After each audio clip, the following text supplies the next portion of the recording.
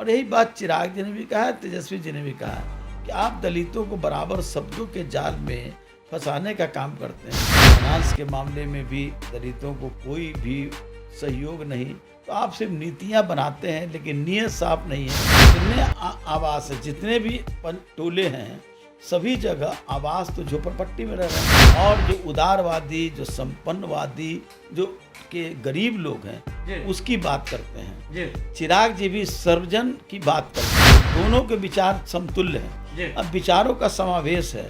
तो सवाल चुनाव लड़ने का और चुनाव जीतने का नहीं है। चुनाव तो बंद हो जाएगा।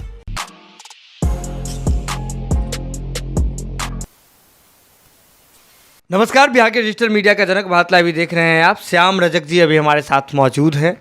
परिचय के मोहताज नहीं है। सीधे तौर पर सर सवाल है, जब बिहार में जनसंख्या नियंत्रण कानून पर बातचीत की जाती है तो नीतीश कुमार जी कहते हैं शिक्षा से संभव है। दलित शिक्षा भी ग्रहण करता है, आईएएस के पद पर पहुंच जाता है, वरिष्ठ आईएएस अधिकारी रहता है। इसके बाद SC/ST थाने में शिकायत दर्ज कराने के लिए, FIR दर्ज कराने के लिए उन्हें 4 घंटे का इंतजार करना पड़ता है।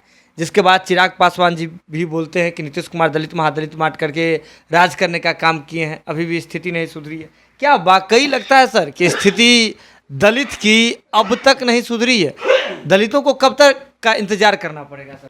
सवाल नीतीश कुमार जी का नहीं है, सवाल है जो मनुवादी व्यवस्था, जो गोलवरकर की राजनीति चल रही है, गोलवरकर की नीति चल रही है, उसी नीति के एक वाहक के रूप में नीतीश कुमार भी हैं। लाख लोग दिखलाने का काम करें। पहले भी कहते थे कि दलित जो है वो हरिजन है, हरि के जन है, भगवान के जन है। आप हरि के जन हैं, लेकिन आपको मंदिर में प्रवेश नहीं किया जाएगा, आपको शिक्षा से विमुख रखा जाएगा, आपको जो सम्मानजनक चीज़ है उससे आप मरहूम रहने का काम करेंगे, लेकिन आप हरिजन हैं। तो ये बात रहा है कि दलितों को, पिछड़ों को, गरीबों को बराबर शब्दों से के माया जाल में फंसा करके उनका सेवा करवाने का काम, उनसे सहयोग लेने का काम करते रहें। लेकिन शासन में, प्रशासन में, शिक्षा में उनकी कोई भागीदारी न हो, ऐसी नीति बनाने का काम करते रहें। जहाँ तक सुधीर कुमार जी वरिष्ठ IAS मुख्य सचिव के रैंक के बराबर, जो व्यक्ति अनुसूचित जाति जनजाति थाने में जाते हैं और एक FIR कराने का काम करते हैं, और FIR भी नहीं लिया जाता है, और वो सारे कागजात लेकर के मुख्यमंत्री के आवास पर वो चले जाते हैं, सारे पदाधिकारियों की वहाँ मीटिंग होती है। तो ये किस बात का संकेत है कि आप दलित हो तो दलित के तरफ व्यवहार करो, माने कि आप सबसे सेवक के रूप में रहो। और जिस तरह के भ्रष्टाचार के आरोप, जिस तरह से कई तरह के आरोप लग रहे हैं, तो अगर नीतीश कुमार जी सही में कहते हैं कि सुशासन की हम सरकार हैं, तो उनको नियम भी है, संविधान में भी अधिकार है, पुलिस एक्ट में भी है कि अनुसूचित जाति जनजाति या किसी थाने में कोई FIR करता है, आप FIR लीजिए, आप उसको फिर जांच करिए, जांच में साक्ष्य के आधार पर आप निर्णय लीजिए। लेकिन आप FIR ही नहीं लेते हैं, इसका मतलब कि आपका दिमाग, दिल, आप हर तरह से दलित, पिछड़े, गरीब, गुरबा लोगों के मानसिक रूप से, मौखिक रूप से, हृदय रूप से आप उसके विरुद्ध में हैं।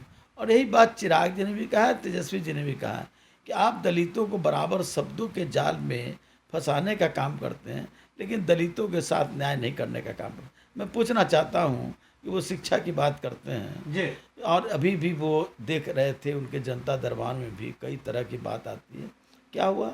OBC में डॉक्टर, इंजीनियर्स के पोस्ट को आप आरक्षण ख़त्म कर देने का काम किए, और स्कूलों में कोई गुणवत्ता शिक्षा नहीं मिलती है।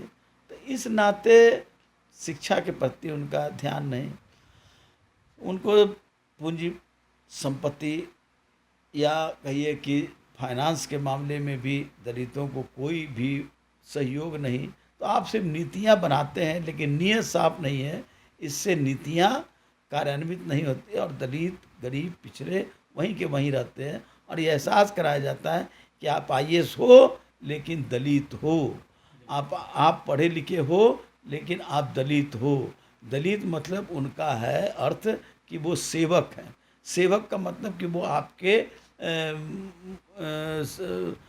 गुलाम हैं।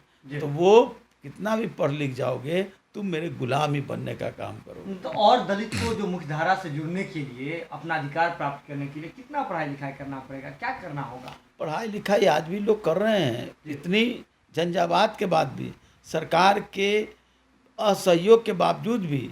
लेकिन उनको साथ जिस तरह से अत्याचार होता है, अनाचार होता है, या उनको असहयोग होता है, इस कारण उनको परेशानी होती है। आज भी देख लीजिए स्कूलों में गरीबों की हालत, दलितों की हालत, या जो आवास हैं, वो कहते हैं कि 2022 तक बिहार के सभी दलितों के, गरीबों को, पिछड़ों के आवास हम बना लेने का काम करेंगे। मैं उनसे जानना चाहता हूँ कि कितने आवास हैं, जितने भी टोले हैं, सभी जगह आवास तो झोपड़पट्टी में रह रहे हैं। आप दूसरे टोले का छोड़ दीजिए, पटना शहर के मुख्य सड़क के चारों तरफ, या जो आप चले जाइए, ये जो जेपी सेतु है जो एम्स से चलता है, उसका जो नाली है, नीचे ऊपर पुल है, नीचे जाएंगे तो दोनों तरफ उस नाली में ही झोपड़ी बना करके दलित लोग रह रहे हैं। तो आप कितने दिन में कितने लोगों का कोई आप पैरामीटर बनाने का काम करेंगे?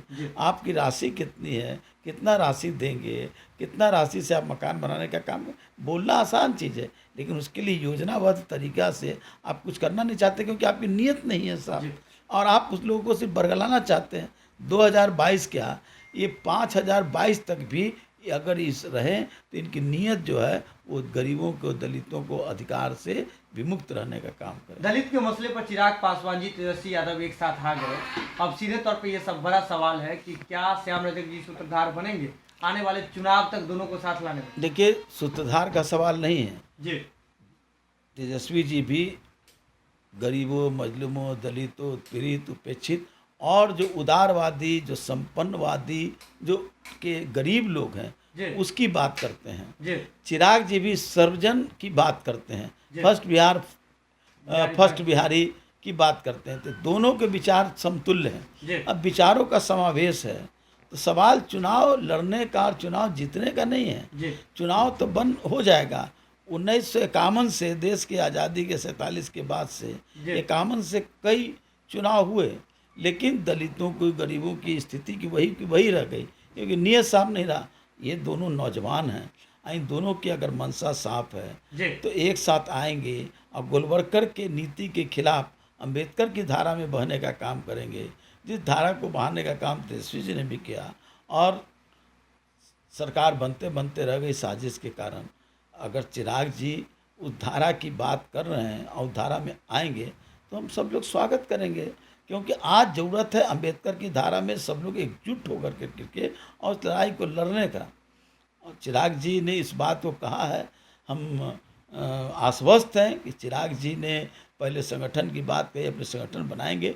आने वाले दिनों में जो उनके दिल में ज्वाला है, जो उनके पिताजी के दिल में ज्वाला थी, जिस विरासत चिराग जी को है, उस विरासत के आधार पर विरासत को वो सम्मान देते हुए और अंबेडकर की धारा में जुड़ करके पूरे लोग जो अंबेडकर की धारा लोग हैं उसके साथ जुटने का काम करेंगे, ताकि जो गोलवरकर की नीति वाली सरकार है उसको विमुख करने का, उसको नेस्तनाबूद करने का काम वो करेंगे। अगर ये वीडियो पसंद आई और वह बिहार के राजनीति और बिहारियत से सरोकार रखेनी तो सब्सक्राइब बटन दबा के चैनल के सब्सक्राइब कर ली। ओजे एगो घंटी बा, ओकरा बटन दबा देला से कुल सटीक और मारक खबर रुआ मुफ्त में मिल जाई। अगर रुआ पत्रकारिता के हमनी के नया प्रयोग में सहयोग कर चाहतानी तो ज्वाइन बटन दबा दी। पेटीएम नंबर नोट कर ली 9386816700। धन्यवाद।